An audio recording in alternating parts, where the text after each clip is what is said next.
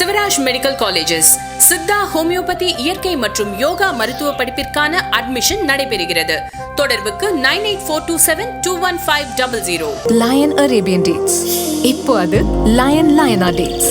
இதுல இருக்கிற fibre and vitamins இயற்கையானது. இது தரும் ஆரோக்கியம் இயற்கையானது. லயனா பிரீமியம் டேட்ஸ். பார்க்குறோம், ரெண்டு கட்சியிலையும் அந்த ஒரு அறிவிப்பு வெளியான நிலையில் அதிமுகவில் ஒரு குழப்பம் நீடித்து வருகிறது. அதிமுக முதன்முறையாக 3வது இடத்திற்கு சென்றுள்ளது. 47 எம்எல்ஏக்களை பெற்றுள்ளது. அதில் பெரும்பாலானோர் திரு எடப்பாடி பழனிசாமி அவர்களுக்கு அகைன்ஸ்டாக முதல் முறையில் 1996 போயிருக்கு. கரெக்டாக 20 வருஷம் முன்னாடியா 30 வருஷம் முன்னாடி போயிருக்கு. எடப்பாடி பழனிசாமி அவர்களுக்கு எதிர்ப்பு குரல்கள் கட்சிக்குள்ளே எழுந்துள்ளதாகவும் ஒரு தகவல் வெளியே இருக்கிறது. அதிமுகவில் என்னதான் நடக்கிறது? 2-3 பிரச்சனையை அதிமுக சந்திக்குது. ஒன்று, அதிமுகவே ஆட்சி அமைக்கலாம் அப்படின்னு ஒரு பேச்சு வந்துச்சு. திரு விஜய் அவர்களுக்கு பெரும்பான்மை கிடைக்காத போது திமுக ஆதரவோட திமுக கூட்டணி, இப்போ எப்படி திமுக கூட்டணி தாவேக்காக ஆதரவு தெரிவிச்சிருக்காங்களோ அதே மாதிரி திமுக கூட்டணி அதிமுக ஆதரவு தெரிவிக்கிறது, திமுக வெளியிலிருந்து ஆதரவு தெரிவிக்கிறது, பாஜகவை கழட்டி விட்டுறது, அதிமுக கூட்டணி திமுக கூட்டணி சேர்ந்து ஒரு கூட்டணி அமைச்சரவை அமைக்கிறது, அதற்கு திமுக வெளியிலிருந்து ஆதரவு தருவது அப்படின்னு வந்துச்சு. அதை அப்படியே தட்டி முட்டி போய் குடும்பத்துக்குள்ள வெளியே அங்கங்கெல்லாம் எதிர்ப்பு அதிருப்தியெல்லாம் கட்சியே வளராமல் போயிடும், ஏதாவது ஒரு கட்சி பாழாயிரும், அதனால அது வேண்டாம் அப்படின்னு கடைசியில் டிராப் பண்ணப்பட்டுச்சு. இது முதல் அட்டெம்ப்ட். 2வது அட்டெம்ப்ட் ஃபைனலாக எப்படி வந்துச்சுன்னா, திமுகவுடைய ப்ரொபோசல்ல திருமாவளவன் அவர்களை முதலமைச்சர் ஆக்கிடுவோம், அதிமுக அமைச்சரவையில் பங்கேற்கட்டும், அதிமுக திமுக கூட்டணிகள் எல்லாமே அமைச்சரவையில் பங்கேற்கட்டும், பாஜகவை கழட்டி விட்டுருங்க, நாங்க ஏற்கனவே சொன்ன போல வெளியில இருந்து நாங்க ஆதரவு தரோம், எப்படியாவது தாவேக்கா வராம இருந்தா போதுங்கிற மாதிரி ஒரு திமுக அமைச்சர்கள் அமைச்சரவையில் வர மாட்டாங்க. ஆமா, திமுக முதல் ப்ரொபோசல்லையும் வெளியில இருந்து ஆதரவு.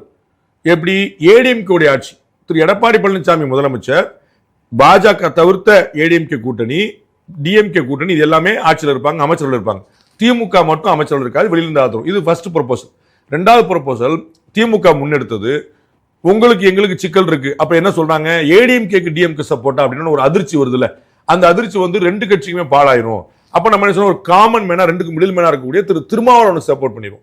அப்போ ஒரு பட்டியலத்தை சேர்ந்தவர் முதலமைச்சர் ஆயிட்டாருங்கிற ஒரு கணக்கு வரும், அவருக்கு ஒரு ஸ்டேச்சர் இருக்கு, பிரச்சனை வராது, நீங்களும் சப்போர்ட் பண்ணி நாங்களும் சப்போர்ட் பண்ணும். அப்ப நமக்கு ஒன்றும் பிரச்சனை. ஏடிஎம்கேக்கு நாங்க டைரக்டா சப்போர்ட் பண்ணல, டிஎம்கேவும் ஏடிஎம்கேவும் டைரக்ட் கூட்டணி கிடையாது, இந்த 2 கட்சிகளும் திருமாவளவனை ஆதரிக்கின்றன அப்படின்னு உங்களுக்கு நினைவு இருக்கும் நினைக்கிறேன்.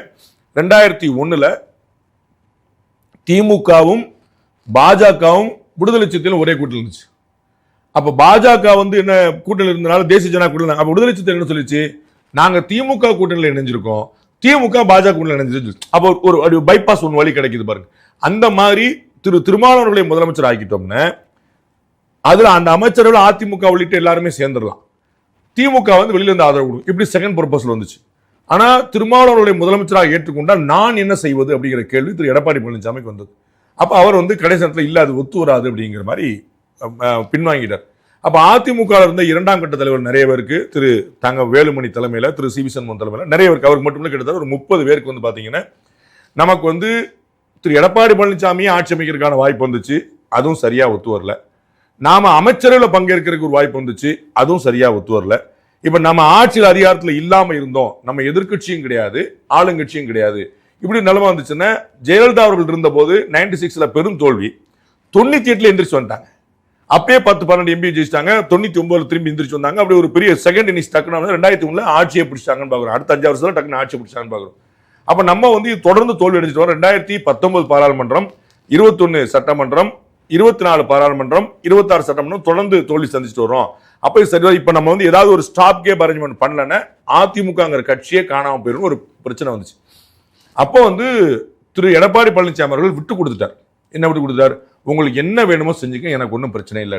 அப்போ மற்ற தலைவர்களாக சேர்ந்து, மற்ற அதிமுகவுடைய சட்டமன்ற உறுப்பினர்கள், முன்னாள் அமைச்சர் பெருமக்கள்லாம் சேர்ந்து திரு வேலுமணியை சட்டமன்ற குழு தலைவராக தேர்ந்தெடுப்பது அப்படின்னு முடிவு பண்ணிட்டாங்க. இதுல திரு எடப்பாடி பழனிசாமிக்கு ஒப்புதல் தான், எனக்கு ஒன்றும் பிரச்சனை இல்லை, நீங்க பாத்துக்கங்க அப்படின்ட்டு, ஏதாவது ஒன்று அமைக்கபலா முடிவெடுத்தா சரிதான் அப்படின்னு சொல்லிட்டு. அப்ப திரு எடப்பாடி பழனிசாமி என்ன செய்யறது அப்படின்னு ஒரு அடுத்த கேள்வி. அப்ப கட்சியையும் நம்ம மாற்றணுமா அப்படின்னு ஒரு கேள்வி வரும்போது அங்க ஒரு இடிச்சு நிற்கும். சட்டமன்ற குழு தலைவரா நீங்க இருந்துக்கங்க, அதுல எந்த பிரச்சனையும் இல்லை அப்படின்னு கிளியரா நிற்குது. அப்ப கட்சியிலே மாற்றணும், நம்ம ஒருங்கிணைப்பாளர் மாதிரி திரும்ப போகணும், உயர்மட்ட குழு போகணும் அப்படின்னு பல விஷயங்கள் டிஸ்கஸ் பண்ணப்படுது. அப்ப நாம அறிந்த வகையில் திரு எடப்பாடி பழனிசாமி அவர்கள் அதிமுக சட்டமன்ற குழு தலைவராக திரு வேலுமணியை நியமிப்பதற்கு சம்மதித்து விட்டார். அதிமுகவில் கட்சியில டிசிஷன்ஸ் எடுக்கிறதுக்கு ஒரு உயர்மட்ட குழு ஒன்று அமைப்போம் அப்படிங்கிறதுக்கு அதற்கும் சம்மதித்து விட்டார். பொதுச் செயலாளரை மாற்றணுமா, பொதுச் செயலாளர் பதவி எடுத்துட்டு ஒருங்கிணைப்பாளர் கொண்டு வருமான்னு சொல்லி சொல்லும் போது சும்மா பைலா மாத்திட்டே இருந்தா சரி வராதுங்க. நம்ம இப்பதான் நம்ம வந்து ஒருங்கிணைப்பாளர் இருந்துச்சு, பொதுச் செயலாளர் இருந்துச்சு, திரும்பி ஒருங்கிணைப்பாளர் போட்டு திரும்பி வந்தோம், அந்த மாதிரி நிறைய குழப்பிட்டு இருந்தோம். அது நல்லா கட்சிக்காரங்களை சோர்வடைய வச்சிடும், அப்படி வேண்டாம் அப்படிங்கிற மாதிரி சொல்றாங்க. பொதுச் செயலாளர் பதவிக்கு யாராவது போட்டிட்டு வந்தாங்கன்னா அது அப்புறம் பார்த்துக்கலாம் அப்படிங்கிற மாதிரி நிற்கிது. இப்போதைக்கு அதுல எதுவும் முடிவாகல. சிலர் வந்து திரு எடப்பாடி பழனிசாமி என்ன சொல்றாரோ அதை கேட்போம்னு இருக்கிறாங்க. ஒரு 10-15 பேருக்கு உள்ள ஒரு 30 பேர்கிட்ட வந்து இல்ல நம்ம வந்து ஏதாவது ஒரு மாற்றம் பண்ணாதான் சர்வே பண்ண முடியும் அப்படின்னு பிளான்ல இருக்கிறாங்க.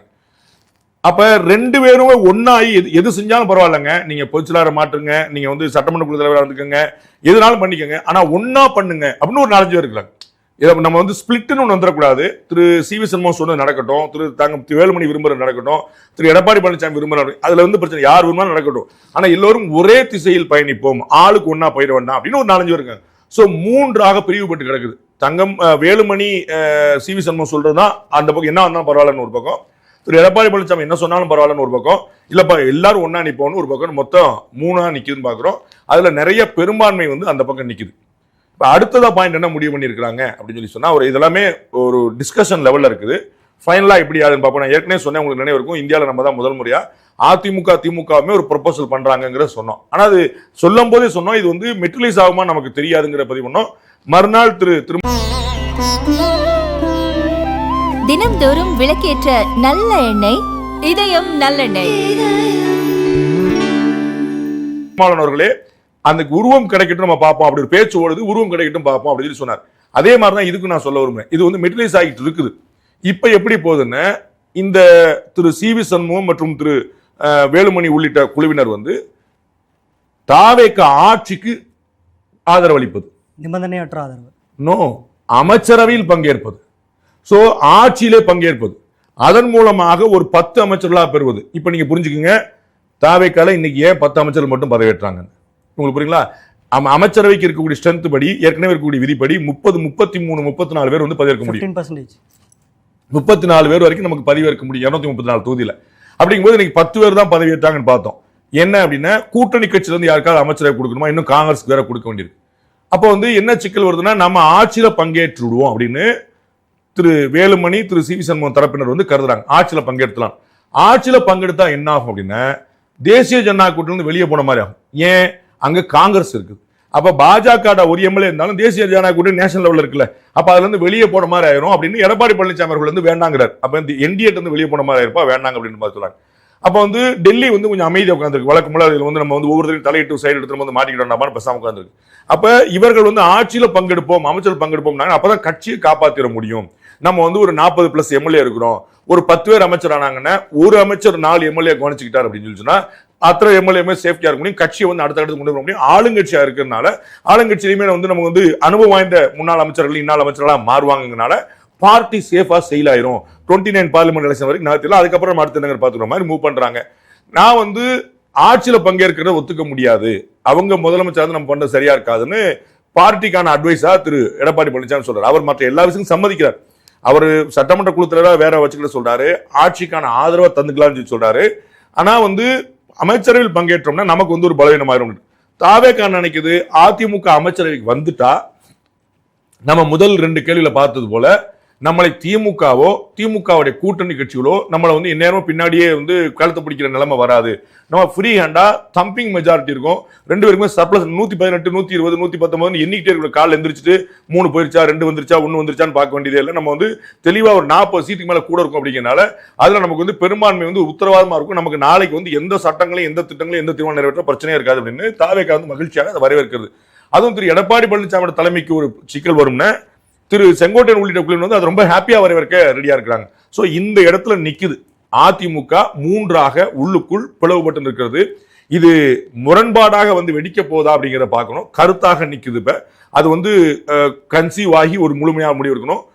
ஒன்னா முடிவெடுப்போம்னு ஒரு குழு, ஆட்சியில பங்கெடுத்துடணும் அப்படின்னு ஒரு குழு, திரு எடப்பாடி என்ன சொல்றாரு அதை கேட்போம்னு ஒரு குழு, 3 குழுவா இருக்குது. என்ன நடக்க போகுதுங்கிறத பார்க்கணும். நீங்க குறிப்பிட்ட மாதிரி மீண்டும் ஒரு பிளவு ஒருவேளை ஏற்பட்டால் அதை அதிமுக தாங்குமா? நான் ரொம்ப முன்னாடியே 2 வருஷம் முன்னாடி சமயம் சேனலுக்கு நினைக்கிறேன். அப்போ நான் வந்து சொல்லியிருந்தேன் 66 சீட்டு வந்து இப்போ வச்சிருக்கிறாங்க. அதாவது கடந்த தேர்தல் 2021 தேர்தலில் அந்த 66க்கு குறைய போயிருச்சு. 2026 தேர்தல் என்ன அதிமுக உடையும் அபாயம் இருக்குதுன்னு சொன்னேன். இப்போ அந்த எட்ஜில் இருக்கு, இந்த உடையும் அபாயத்தில் தான் இருக்கு. ஆனால் நலம் விரும்பிகள் நான் ஏற்கனவே சொன்ன ஒரு 4-5 எம்எல்ஏக்கள் வந்து முன்னாள் அமைச்சர் பெருமக்கள் உள்ளிட்ட எல்லாருமே சேர்ந்து வந்து இல்லைங்க எது செஞ்சாலும் ஒன்னா செய்யுங்க அப்படின்னு சொல்றாங்க. அதாவது திரு எடப்பாடி பழனிசாமி சொன்ன நடக்கட்டுங்க, இல்லாட்டி திரு வேலுமணி சொன்ன நடக்கட்டுங்க, அது ஒன்றும் பிரச்சனை இல்லைங்க, ஏதாவது ஒன்னா முடிவு எடுங்கன்னு சொல்றாங்க. ஸோ அந்த பேட்ச் ஒர்க் நடந்துட்டே இருக்கனால இன்னைக்கு வந்து ஒரு நல்ல முடிவு கிடைக்குன்னு அவங்க நம்புறாங்க. நமக்கு வந்து ஏதாவது ஒரு பக்கமா வந்து பயணம் இருக்கும். அது வந்து தாவேக ஆட்சிக்கு ஆதரவா, தாவேக ஆட்சியில் பங்களிப்பதா, எதிர்கட்சியாவே தொடர்வதா அப்படிங்கிற என்ன முடிவாகல.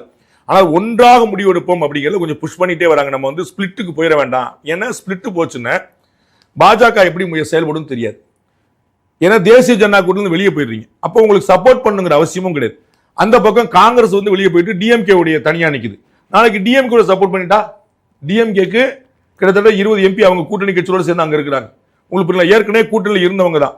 இன்னைக்கு பாரத பிரதமர் நரேந்திர மோடி பெங்களூர்ல வச்சு பேசும்போது காங்கிரஸ் கட்சி பாத்தீங்களா காப்பாத்திட்டே வந்த திமுகவை முதுகுல குத்திட்டு போயிருச்சு. இந்த காங்கிரஸ் கட்சிக்கு எப்பயுமே இதான் பழக்கம், முதுகுலையே குத்திருச்சு. பேராசிரியர் ராமசீனிவாசன் சொல்றாரு காங்கிரஸ் கட்சி துரோகம் செஞ்சிருக்கு, ஆனால் பாஜக ஒரு நாளும் துரோகம் செஞ்சதில்லை அப்படின்னு ஒரு பிட்ட போறாரு.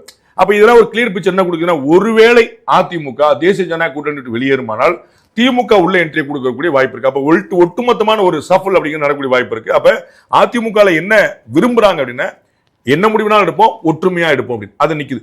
அது வந்து ஒற்றுமையா எடுக்க போறாங்களா, ஒற்றுமையா எடுக்கலன்னு அமைச்சரவையிலே தாவேகா பங்கேற்கலாம். ஆனால் அதிமுகவாகவே தொடருமா அப்படிங்கிறது மிக முக்கியமான கேள்வி. அநேகமாக ஒரு அந்த ஆபரேஷன் தியேட்டருக்கு முடிஞ்சப்பறம் சொல்லுவாங்கல்ல, அது வந்து எல்லாம் முடிஞ்சு வச்சு ஒரு 24 hours கழிச்சு தான் சொல்ல முடியும்னு, அந்த மாதிரி ஒரு 24 hours கழிச்சு ஒரு கிளியர் பிக்சர் கிடைக்கும் நினைக்கிறேன்.